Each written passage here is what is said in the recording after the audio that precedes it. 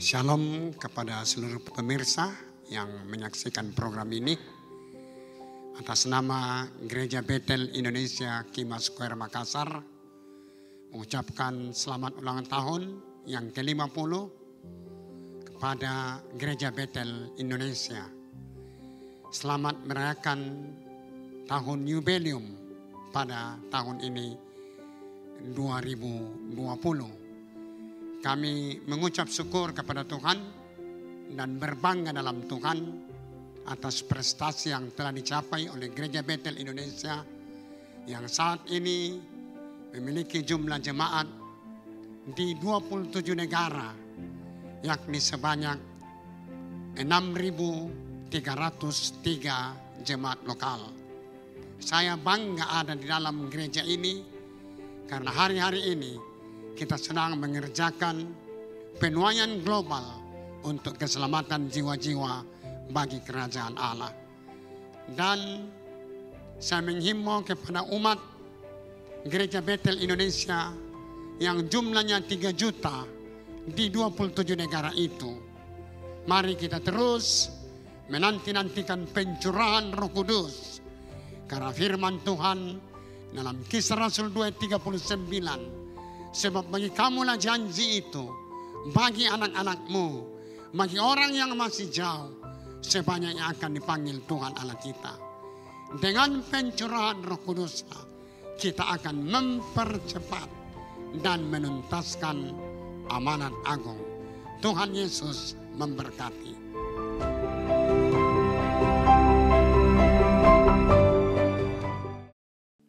Shalom keluarga Kima.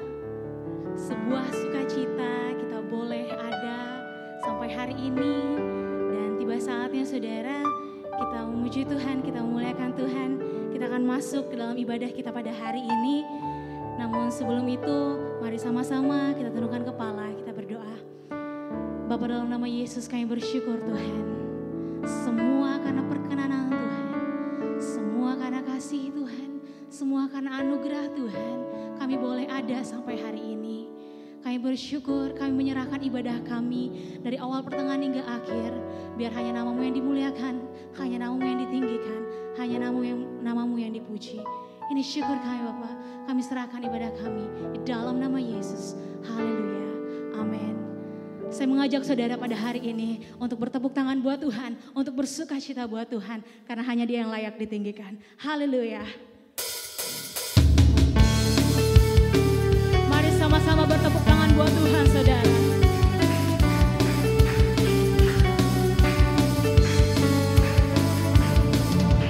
Dasar dari yang kuharapkan,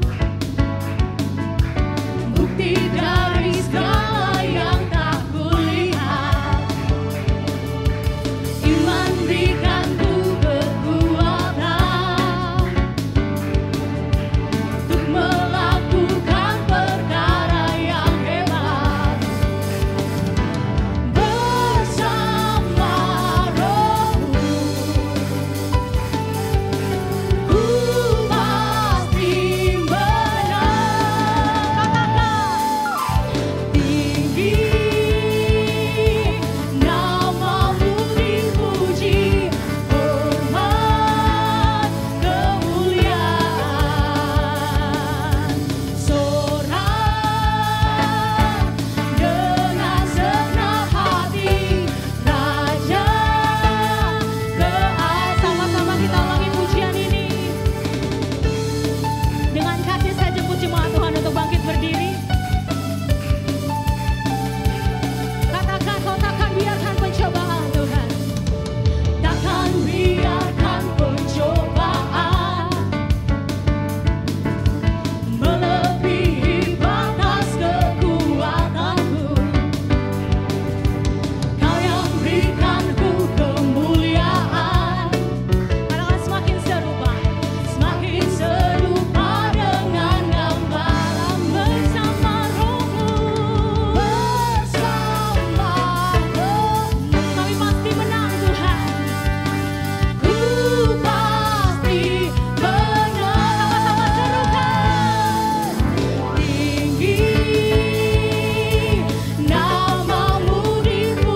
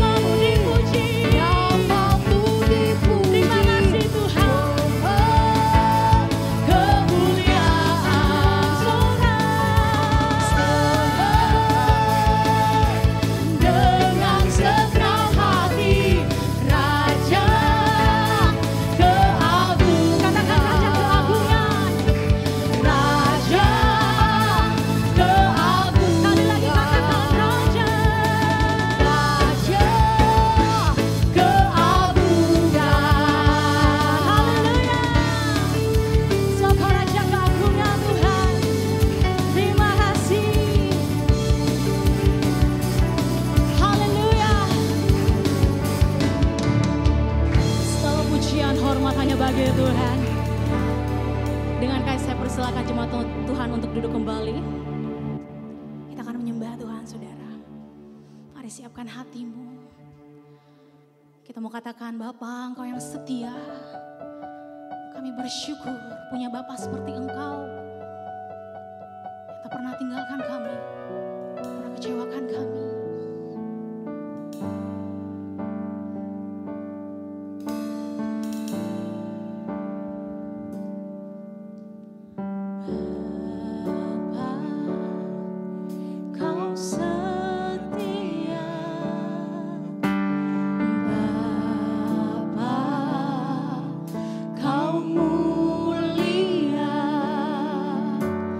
Tenang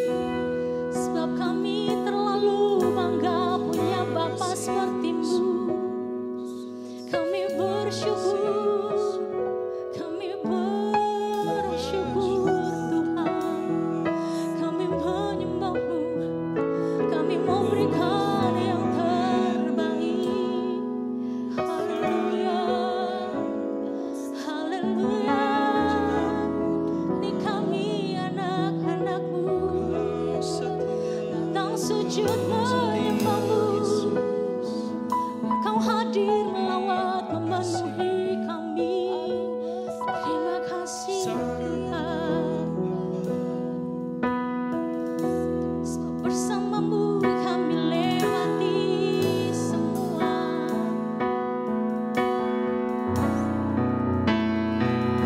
Bersamamu Bapa. Mari angkat pujian ini sama-sama katakan. Ku lewati semua. Terima kasih Tuhan. Perkenananmu ya. Teguhkan hatiku. Engkau yang bertindak, memberi pertolongan.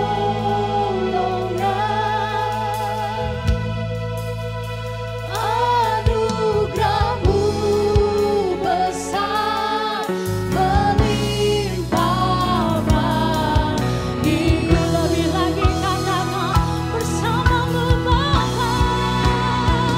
Bersamamu Bapa. Lewati semua. Lewati semua. Sebab perkenanan-Mu Tuhan. Perkenananmu yang teguhkan, teguhkan hatiku.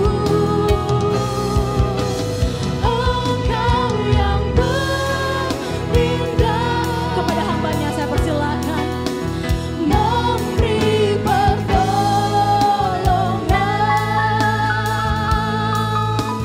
Anugerah-Mu besar melimpah bagiku.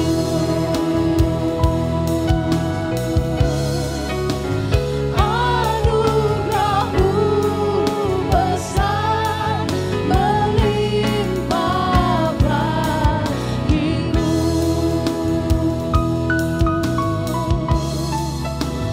Anugerah-Mu besar melimpah bagiku.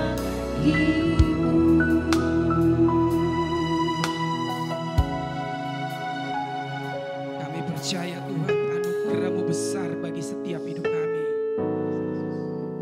Kami percaya Engkau hadir di tengah-tengah kami Tuhan. Tuhan berbicaralah di tengah-tengah kami. Kami siap mendengarkan firman-Mu, tetapi kami lebih siap melakukan firman-Mu. Kami percaya ketika kami melakukan firman-Mu, hidup kami berubah Tuhan dan menjadi berkat bagi banyak orang.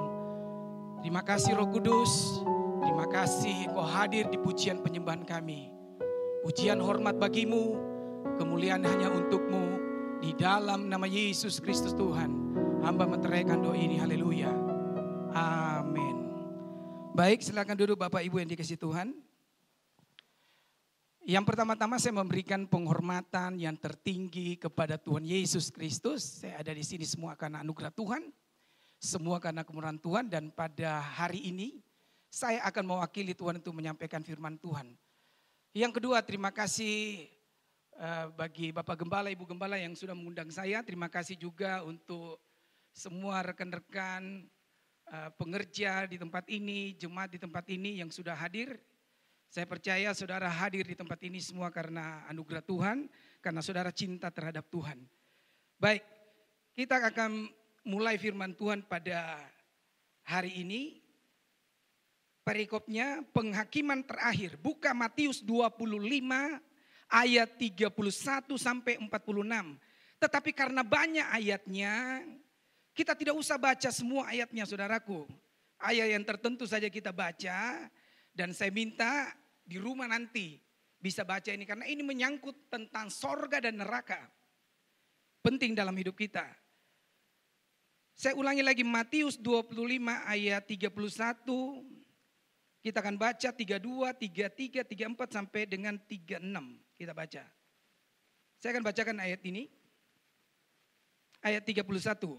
apabila anak manusia datang dalam kemuliaannya dan semua malaikat bersama-sama dengan dia, maka ia akan bersemayam di atas tahta kemuliaannya.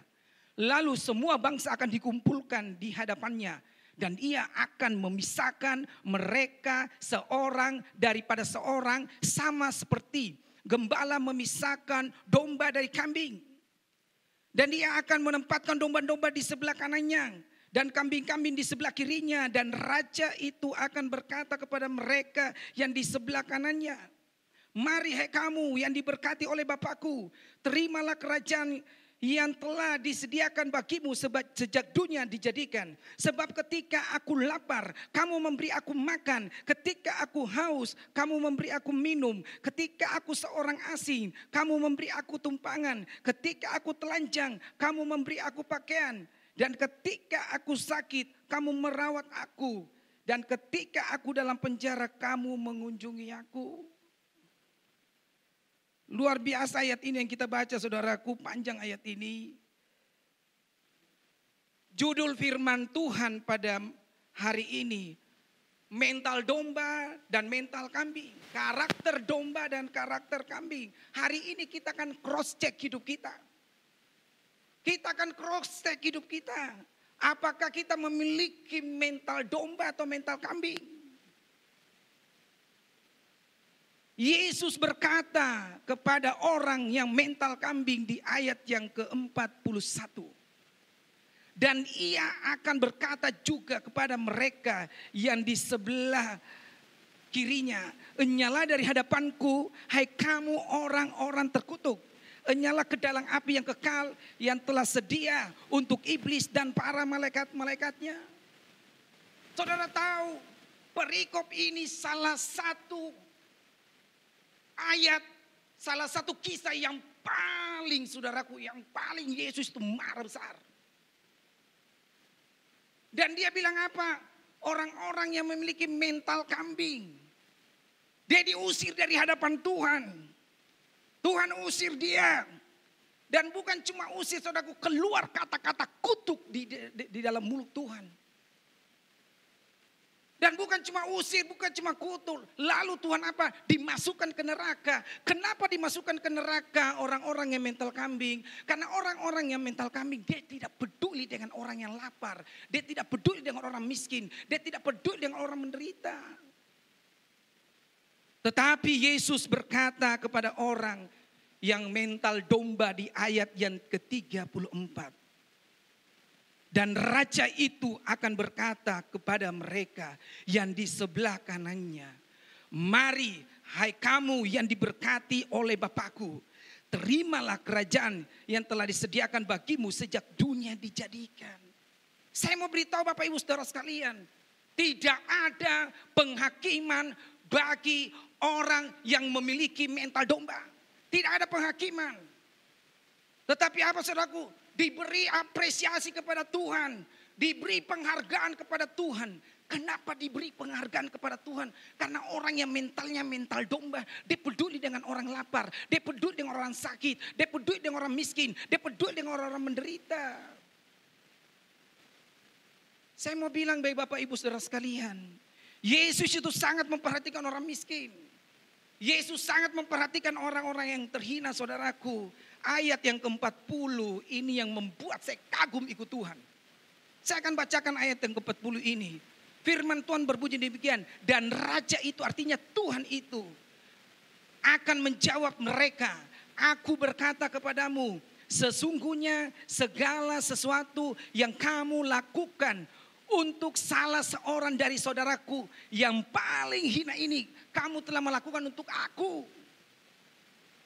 Saya mau beritahu Bapak Ibu Saudara sekalian, Yesus itu mewakili orang-orang hina. Yesus itu mewakili orang-orang yang menderita. Saya apresiasi Tuhan kita yang amat luar biasa.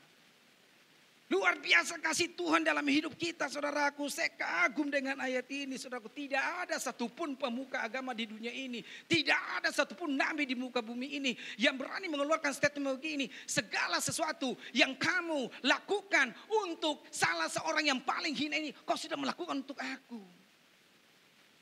Keren banget ayat ini, saudaraku.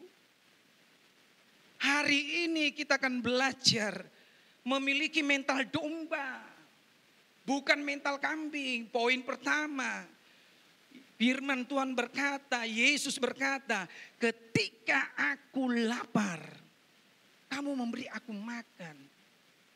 Tuhan Yesus mengeluarkan statement, ketika aku lapar kau memberi aku makan, kepada orang yang mentalnya mental domba. Lalu orang mentalnya mental domba itu berkata kepada Tuhan, di mana kami lihat engkau lapar Tuhan, kami memberi aku makan. Tuhan bilang, segala sesuatu yang kamu lakukan untuk orang yang paling hina, kau sudah melakukan untuk aku.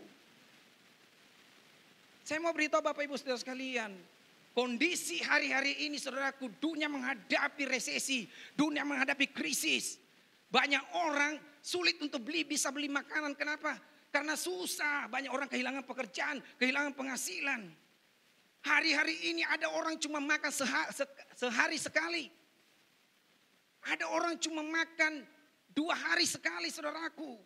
Kenapa? Karena tidak punya duit. Suatu kali saya berjumpa dengan tukang beca. Langsung saya tanya abang beca ini. Tukang beca, Bapak punya penghasilan sampai siang ini, karena saya ketemu sama-sama makan siang kan di tempat kami, dikasih makan siang tukang beca saudaraku. Lalu saya tanya, dia jawab seperti ini, Bapak Ibu yang dikasih Tuhan. Sampai jam 12 ini saya tuh baru 1 red. Artinya baru 1 kali angkat penumpang. Saya ini pengusaha, saya hitung-hitung 1 red itu ya paling 10.000 saudaraku. Sorenya nanti mungkin dapat atau tidak belum ditahu. 10.000, 20.000 bawa pulang uang di rumah. Tidak cukup suami istri dengan anak-anak. Tidak cukup saudaraku untuk beli sembako, tidak cukup. Apalagi sekarang ini. Zaman Gojek sekarang tersingkir para tukang-tukang beca. Saya tahu menderita mereka hari-hari ini saudaraku. Mau cari penumpang, mau cari kehidupan, mau cari makan saja susah. Makanya kami dengan tim sepakat. Ayo kita memberi makan tukang-tukang beca. Ayo kita memberi makan orang-orang yang stres. Ayo kita memberi makan pemulung-pemulung. Dan puji Tuhan, anugerah Tuhan sudah 8 tahun saudaraku. Dari hari Senin sampai dengan hari Sabtu. Kami ambil tukang masak. Kami suruh masak yang baik, yang sehat saudaraku. Baru panggil makan tukang beca. Karena kita antar ke jalan-jalan saudara. Kenapa kami dengan tim lakukan seperti ini? Karena kami terinspirasi dengan ayat ini saudaraku. Di dalam hidup Yesus Kristus Tuhan.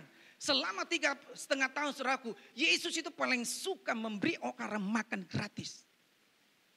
Jadi kalau ada gereja hari ini memberi makan gratis. Ada yayasan memberi makan gratis hari-hari ini. Itu karena dilakukan apa yang Yesus katakan.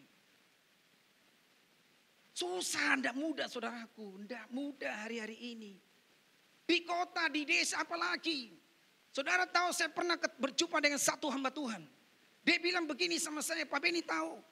Ketika kami mengalami tantangan permulaan di dalam pelayanan kami, susah hidup kami. Kami tidak punya persembahan yang bisa menghidupi pelayanan kami, bahkan hidup kami sekeluarga. Dan dia cerita begini, 5 hari saudaraku itu dia tidak makan. Artinya apa? 5 hari puasa. Kenapa? Karena tidak punya uang untuk beli sembako. Puasa 5 hari. Hari ke-6 baru Tuhan bawa. Ada orang saudaraku diutus Tuhan datang bawa sembako. Hari ke-6 dia juga diuji sama Tuhan. Tantangannya berat. Belum lagi tim kami berjumpa dengan salah satu keluarga hamba Tuhan. Dia itu pengelola panti asuhan. Datang ke tempat kami lalu cerita kepada kami seperti ini. Terjadi krisis di pantai asuhan kami. Orang yang biasanya donatur, yang biasanya menyumbang kepada kami itu sudah tidak menyumbang lagi. Kurang dana yang kami pegang untuk memberikan makan 20-30 orang anak panti asuhan. Lalu dia cerita seperti ini. Karena tidak punya uang banyak. Sedikit sekali uang yang dipegang. Saudara tahu? Itu bubur dimasak, minta maaf, bubur dimasak itu ditambah air terus. Ditambah air itu diencerkan. Baru dibagi di anak panti asuhan. Lalu hamba Tuhan ini cerita seperti ini.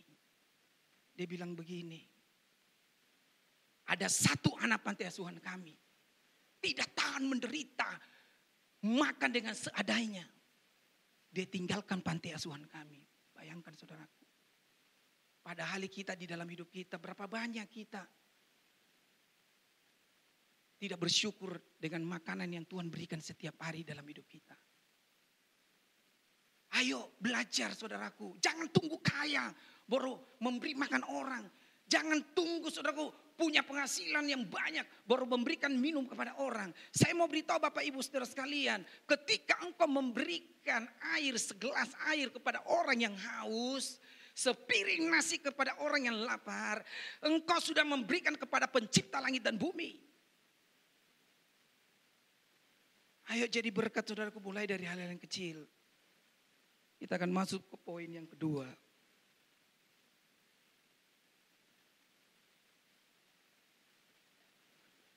Poin yang kedua.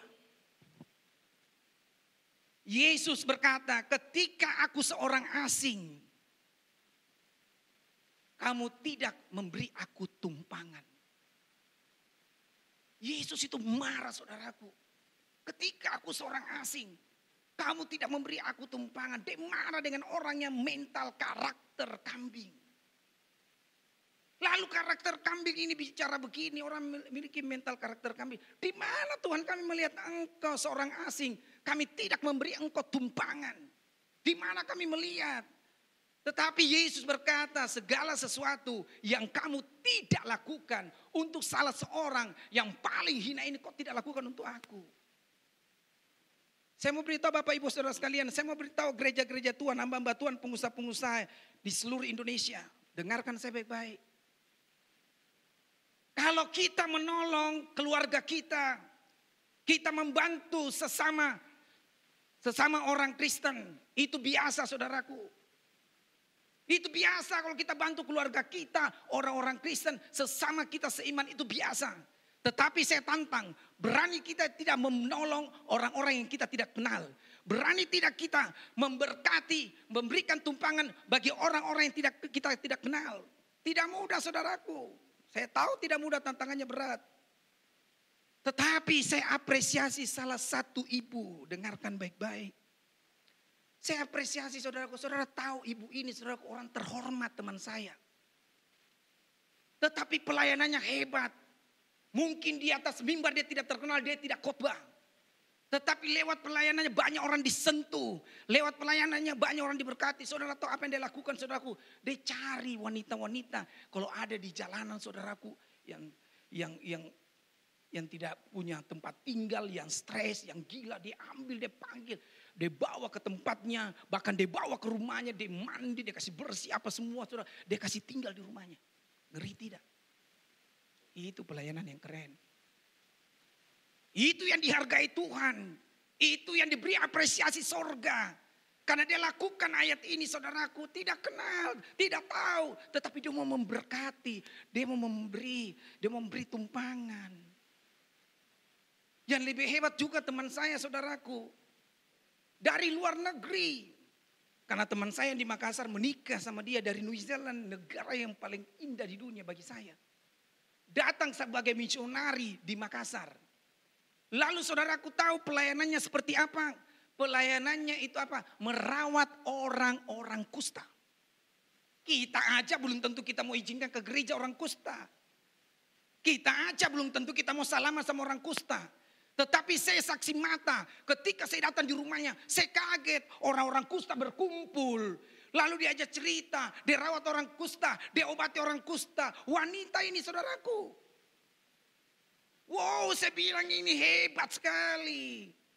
Ini yang dihargai Tuhan, ini yang dihormati Tuhan. Tidak tampil di layar, tidak tampil di YouTube, tidak tampil di Facebook, tidak tampil di dunia yang lain saudaraku. Wow, tapi pelayanannya luar biasa sekali, mengapresiasi orang. Ini yang susah dicari pelayanan seperti ini. Tidak mudah saudaraku untuk rawat orang kusta. Rawat orang begini tidak mudah. Kita juga punya rumah pemulihan. Saudara, di dekat Maros. Di Maros sana saudara. Berat, kenapa saya bilang berat? Sampai tim kami yang merawat orang-orang kusta itu orang kusta kalau dia marah saudaraku. Tidak pakai begini, pakai otak begini dia. Dia langsung gini, das langsung bengkak lagi. Das lagi bengkak lagi matanya. Cerita kepada kami. Ketika saya berjumpa teman yang merawat orang-orang gila ini, saya tanya. Kamu ini merawat orang-orang seperti ini berat pergumulan. Saya bilang, iya kok Beni, tidak apa-apa. Saya mengasihi mereka, saya peduli sama mereka. Saya bilang engkau disayang Tuhan. Engkau dihargai Tuhan, pengorbananmu luar biasa. Saya aja tidak bisa saudaraku. Untuk merawat orang-orang seperti ini, tidak bisa. Tetapi tim kami mau merawat orang-orang yang stres, yang gila. Tidak mudah pelayanan seperti ini. Tetapi hari-hari ini orang Kristen, bahkan gereja dituntut untuk jadi berkat saudaraku. Di tengah-tengah banyaknya orang stres hari-hari ini tunggu. Selesai COVID ini saudaraku, saudara pikir baik. Banyak orang begini, mulai dari pengusaha, pekerja. Tambah banyak orang stres, banyak orang gila. Tidak mudah dilewati masa-masa sulit ini saudara. Lanjut lagi, poin yang ketiga. Yesus berkata, ketika aku telanjang, kamu memberi aku pakaian. Ayo kita belajar memberi pakaian. Saudara tidak bisa beri pakaian baru bagi orang-orang yang tidak punya banyak pakaian. Pakaian bekas bisa. Di tempat pelayanan kami, saudaraku, kami ibadah Jumat. Itu selalu ada orang-orang tukang beca, ada orang-orang miskin datang. Pakaiannya paling 2 lembar, paling 3 lembar. Bayangkan kalau pakaian 2 lembar, 3 lembar. Musim hujan.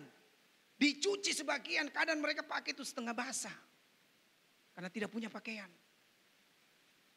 Padahal banyak orang Kristen di lemari. 1 lemari, 2 lemari, banyak bajunya disimpan jarang dipakai. Yuk ambil baju-baju yang jarang dipakai. Kumpul-kumpul, kasih masuk di dus. Ayo bagikan kepada orang-orang yang membutuhkan. Berbagi saudaraku. Itu yang Tuhan tuntut dari hidup kita. Kita tidak punya banyak harta. Kita tidak punya banyak duit. Apa yang ada dalam kita berani korbankan. Yesus mengapresiasi janda miskin.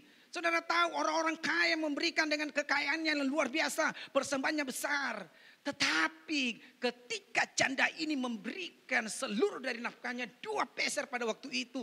Diberi penghargaan oleh sorga. Karena dia memberikan dengan ketulusan, dengan kemurnian saudara.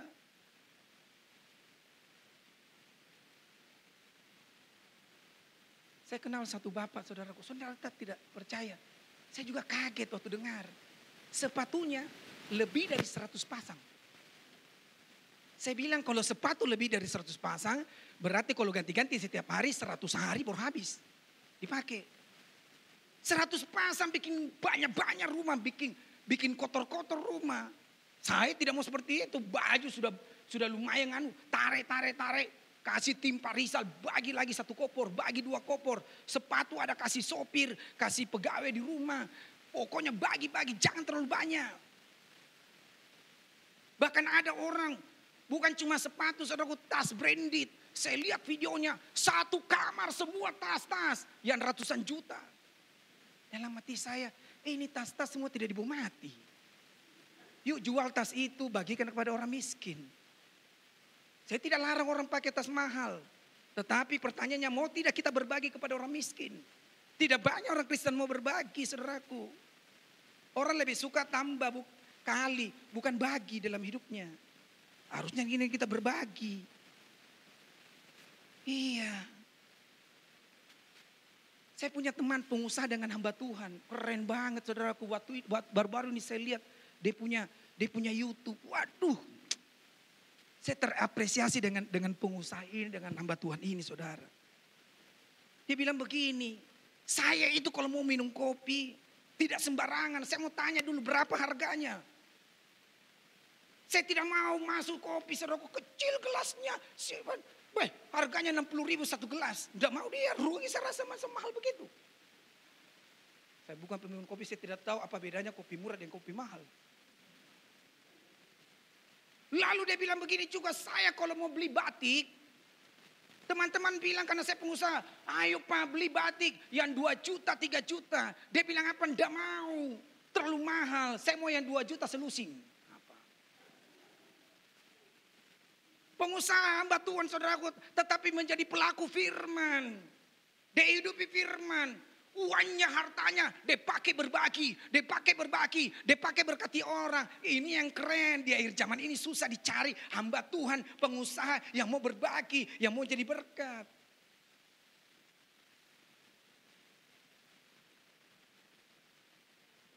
Yang terakhir,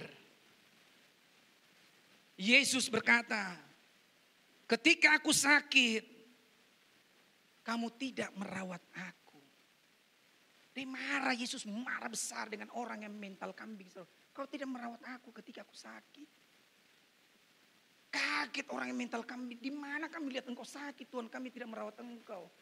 Firman Tuhan dengan jelas berkata, segala sesuatu yang kamu tidak lakukan untuk salah seorang dari yang paling hina ini kau tidak melakukan untuk aku. Firman Tuhan berkata seperti itu.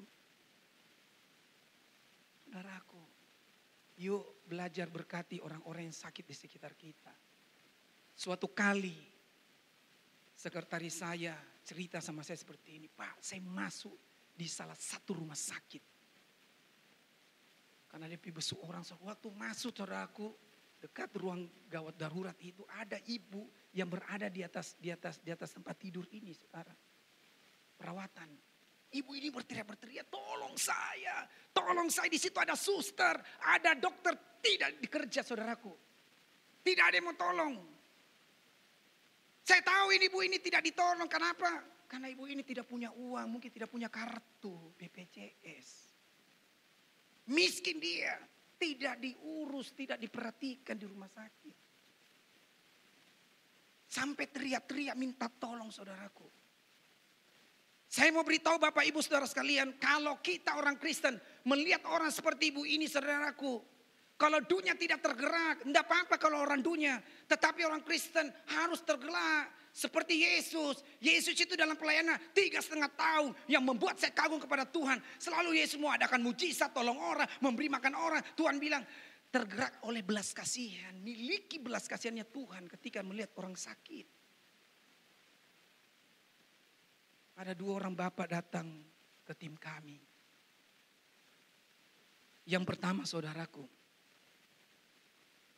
tidak punya uang untuk bayar rumah sakit. Habis operasi saudaraku. Mau bayar puluhan juta. Uangnya jauh dari pembayaran yang akan dibayar. Berminggu-minggu saudaraku. Tidak bisa keluar dari rumah sakit. Tambah terus biayanya. Sudah cari duit di mana-mana. Kami tidak kenal orang ini. Tiba-tiba teman datang. Kok Beni? Datang kepada tim kami. Ada orang yang perlu ditolong. Saya bilang siapa dia? Disebut ini saya tidak kenal saudaraku. Tapi Tuhan gerakkan tim kami, gerakkan kami untuk menolong dia. Kita salurkan duit itu. Saudara tahu dibayar rumah sakit itu dia keluar. Lalu dia tanya, siapa yang tolong saya? Saya minta terima kasih. Waktu kami ditelepon, tim kami ditelepon, kami bilang enggak usah berterima kasih saja kepada Tuhan. Bukankah kita punya uang? Kita ini cuma pengelola yang menyalurkan. Oh dia tidak mau mengerti saudaraku. Datang lagi teman saya. Kok dia mau ketemu, dia tidak mungkin percaya. Kenapa orang tidak kenal? Kasih uang puluhan juta untuk melunaskan rumah sakit. Tapi saya bilang tidak.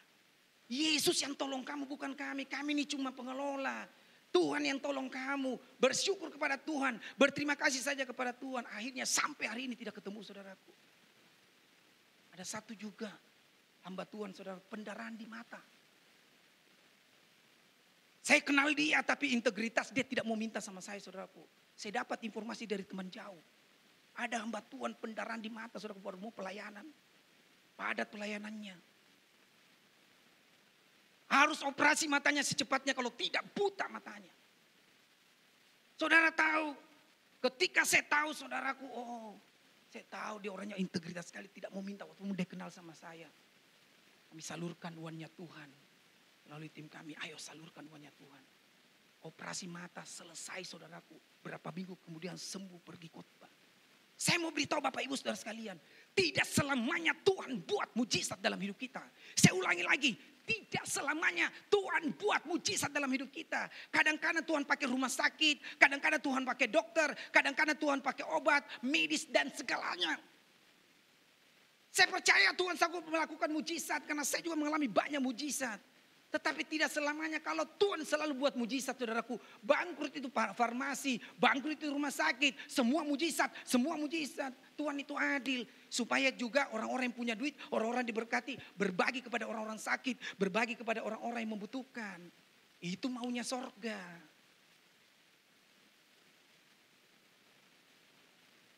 Suatu kali di tempat kami ada ibu membawa anaknya, saudaraku. Anak itu berumur kurang lebih 4 tahun. Saya masih ingat namanya, tidak pernah lupa sampai saya ketemu di desa. Namanya Gilbert pada waktu itu. Dia dibawa, sewaktu saya lihat dia, saudara, saya kaget. Kayak 4 tahun tapi modelnya kayak anak 2 tahun, 3 tahun. Saudara, kurus begini. Ini tarik-tarik apa susah. Baru ditanya kepada kami. Pak, anak saya ini bocor kayak jantungnya. Bayangkan saudaraku, jantungnya bermasalah. Kami sudah cari dana di mana-mana tidak dapat. Tidak ada lagi pertolongan. Lalu kami berundi dengan tim kami. Kami minta belas kasihannya Tuhan. Akhirnya Tuhan setuju, saudaraku. Kita bawa anak ini ke dokter spesialis jantung di Makassar. Dibawa dengan tim kami, dokter spesialis jantung di Makassar. Diagnosa, saudaraku, ternyata betul. Klep jantungnya anak ini bocor dan dokter berkata begini, kalau tidak diobati anak ini akan meninggal dunia. Lalu tim kami bertanya, dokter, kalau anak ini diobati, dioperasi, di mana dioperasi tidak bisa di Makassar, harus bawa ke rumah sakit jantung harapan kita di Jakarta. Harus dibawa ke sana. Lalu tim kami lagi tanya, dokter, berapa biayanya untuk bawa anak ini untuk berobat ke Jakarta? Siapkan saja 130 juta. Waktu dengar angka 130 juta, tidak kenal juga orangnya, saudaraku. Tiba-tiba ibu-ibu datang ke tempat kami. Saya tidak kenal, walaupun anak hamba Tuhan saya tidak kenal, jauh saya tidak kenal. Organisasinya saya tidak kenal. Kami tidak kenal bersama dengan tim. Dikatakan 135 juta, kami juga ini, saudaraku, belajar menghargai uangnya Tuhan yang kami kelola. Tidak sembarang juga kami keluarkan uang. Tetapi ketika kami merenung dengan ini semua, ada satu hal yang kami tangkap, saudaraku. Nyawa tidak bisa dibayar dengan apapun juga. Saya ulangi lagi, nyawa tidak bisa dibayar dengan apapun juga. Akhirnya kami bersama dengan tim ACC berangkat sama mamanya, sama ada satu tim ke Jakarta untuk berobat ke rumah sakit jantung harapan kita. Waktu sampai di rumah sakit, saudaraku, diagnosa kembali. Memang betul klep jantungnya bocor. Dan harus dipersiapkan operasi. Sehingga cerita dipersiapkan operasi, saudaraku. Dan apa yang terjadi ketika masuk pemeriksaan sebelum lagi operasi, diperiksa lagi 1 kali. Kaget dokter. Kenapa kaget dokter? Membaik tiba-tiba jantungnya walaupun tidak 100%. Dia bilang, dokter seperti ini, membaik ini jantungnya, kita tidak tahu apa yang terjadi. Saya yakin karena Tuhan. Tiba-tiba membaik, saudaraku. Lalu dokter bilang gini, kita akan ambil langkah medis. Sedikit saja kita perbaiki ini jantungnya, dia akan kembali dengan normal. Dikerja, saudaraku. Selesai kerja, selesai semua, sehat, mau kembali ke Makassar, mau dibayar rumah sakitnya. Saudara tahu, dari 130 juta yang harus dibayar, Tuhan tidak rela keluar uangnya, cuma 40 juta keluar uangnya Tuhan. Hebat Tuhan, saudara. Saya tahu Tuhan bisa bikin mujizat. Tanpa digaru-garu, saudaraku, bisa bikin mujizat, tapi tidak selamanya Tuhan bikin mujizat. Tuhan mau kasih lihat, ayo sama-sama berkorban dari hal-hal yang kecil. Kita berbagi. Kita membantu orang-orang di sekitar kita. Saya tutup dengan ayat yang terakhir. Kita akan buka, saudaraku, Matius 25 ayat yang ke-46.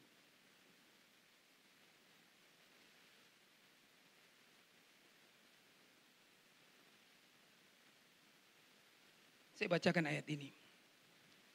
Ayat yang terakhir. Dan mereka ini akan masuk ke tempat siksaan yang kekal. Artinya apa? Orang yang memiliki mental kambing akan masuk ke tempat siksaan yang kekal.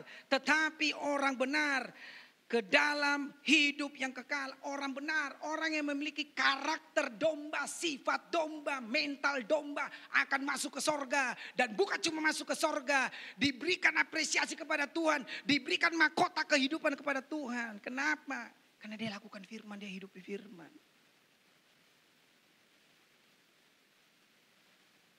Jangan pernah bermimpi masuk sorga orang Kristen. Ada nanti orang Kristen tidak berzina, tidak membunuh. Tetapi karena pelit tidak bisa masuk sorga, saudara. Ada ayatnya orang pelit tidak bisa masuk sorga.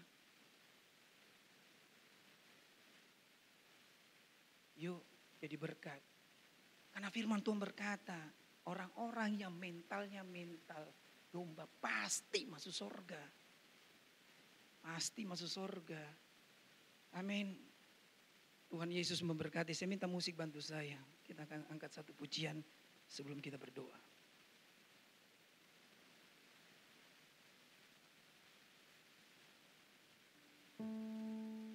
Keyboard saja bantu saya.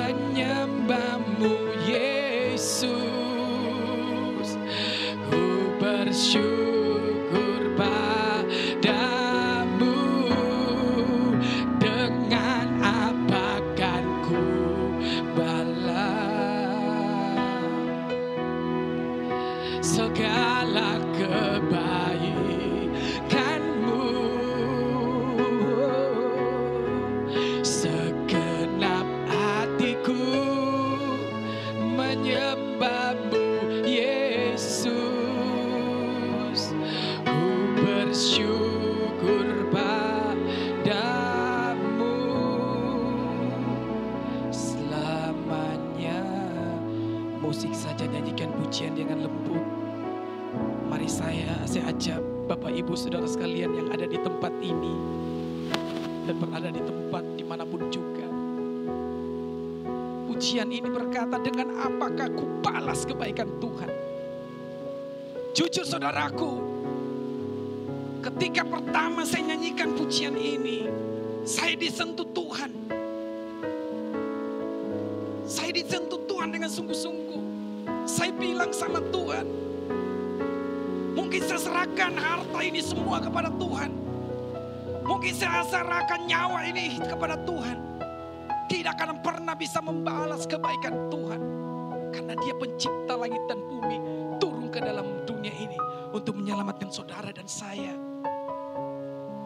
Saya selalu merasa saya belum layak Tuhan. Masih kurang pelayanan saya, masih kurang pengorbanan saya.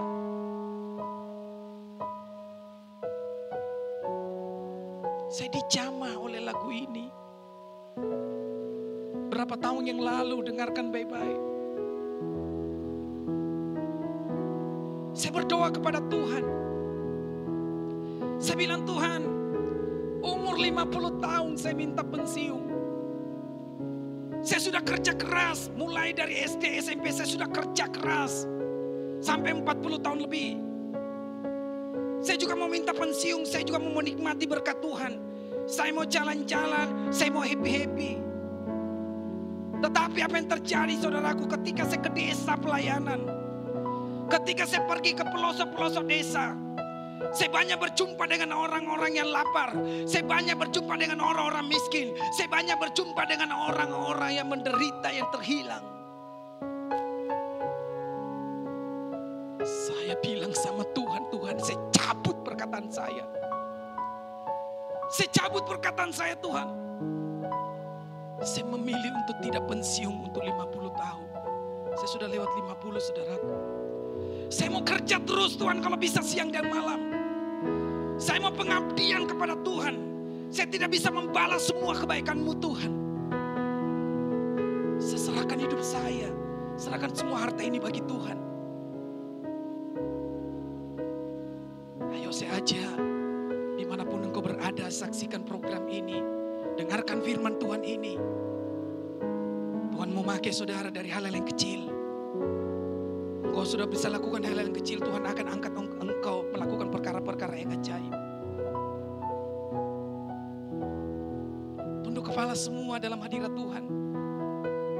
Melalui kisah ini, melalui kesaksian ini, melalui firman Tuhan ini. Biar firman ini menebus hidup saudara. Engkau dipulihkan Tuhan, engkau disentuh Tuhan, hidupmu berubah.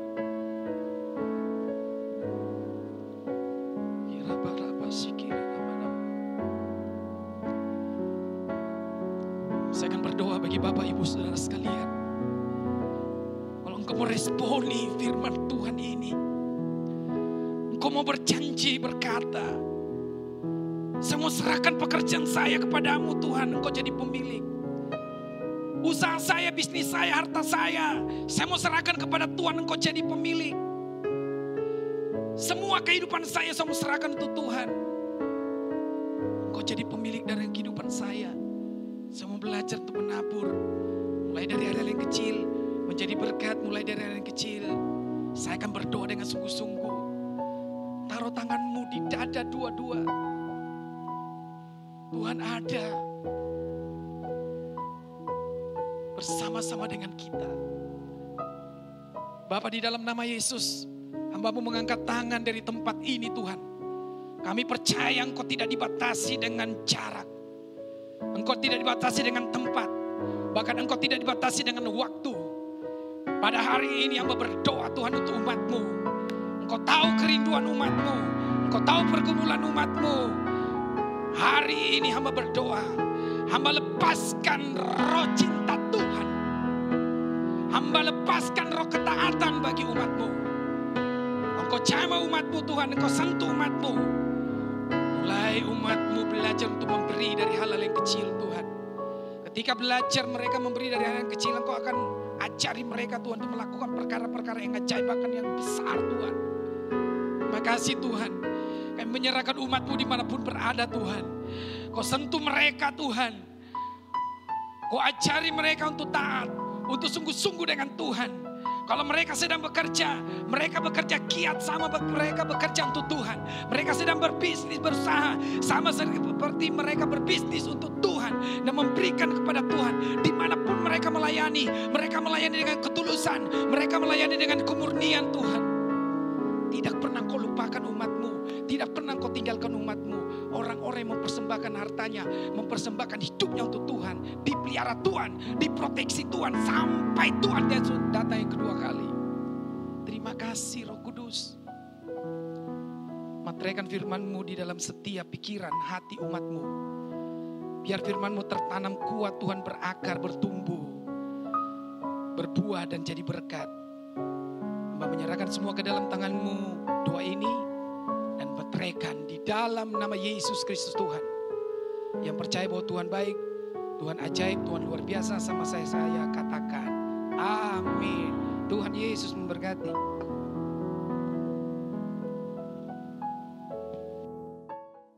Puji nama Tuhan.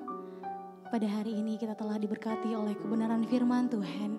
Dan tiba saatnya saudara, kita akan memberikan persembahan. Dan cara saudara memberikan persembahan akan tertera pada layar saudara masing-masing. Mari sama-sama sebelum kita memberi, kita tundukkan kepala, kita berdoa. Bapa, dalam nama Yesus kami bersyukur Tuhan. Tiba saatnya kami memberikan persembahan. Kami memberikan yang terbaik daripada apa yang kami miliki. Engkau memberkati persembahan ini Tuhan, untuk berguna bagi pelebaran kerajaan-Mu. Dan yang masih ada pada kami Engkau memberkati. Di dalam nama Yesus kami siap memberi. Haleluya. Amin. Selamat memberi. Tuhan Yesus memberkati.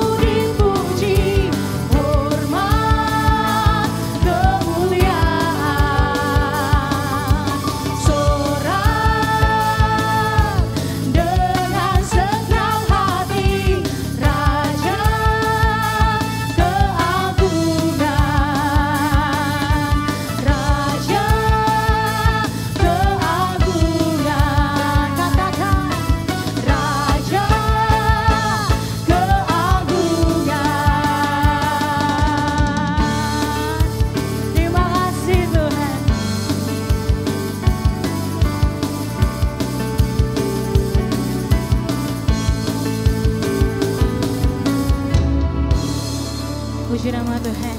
Tiba saatnya saudara, kita akan mengakhiri ibadah kita pada hari ini dengan kasih saya jemput jemaat Tuhan untuk bangkit berdiri. Kita angkat pujian doa Yabes.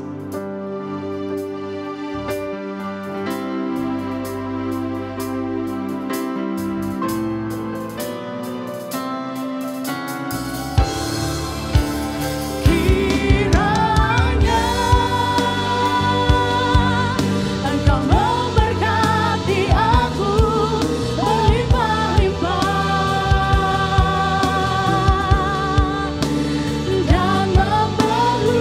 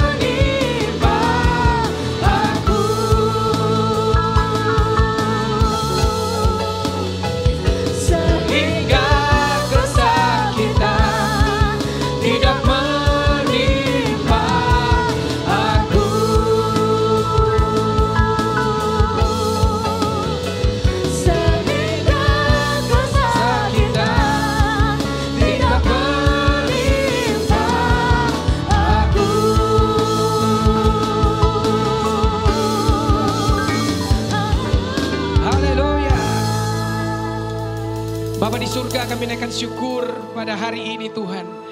Terima kasih, Engkau baik bagi setiap hidup kami. Engkau telah memimpin ibadah kami dari awal pertengahan hingga akhir. Tiba saatnya kami akan kembali ke tempat panggilan kami masing-masing.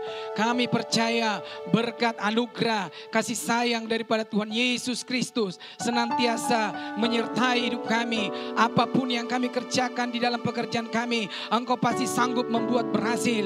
Di dalam bisnis kami juga, Engkau sanggup membuat kami berhasil. Bahkan di pelayanan kami, Engkau akan mengurapi kami Tuhan, dimanapun kami melayani Engkau Tuhan.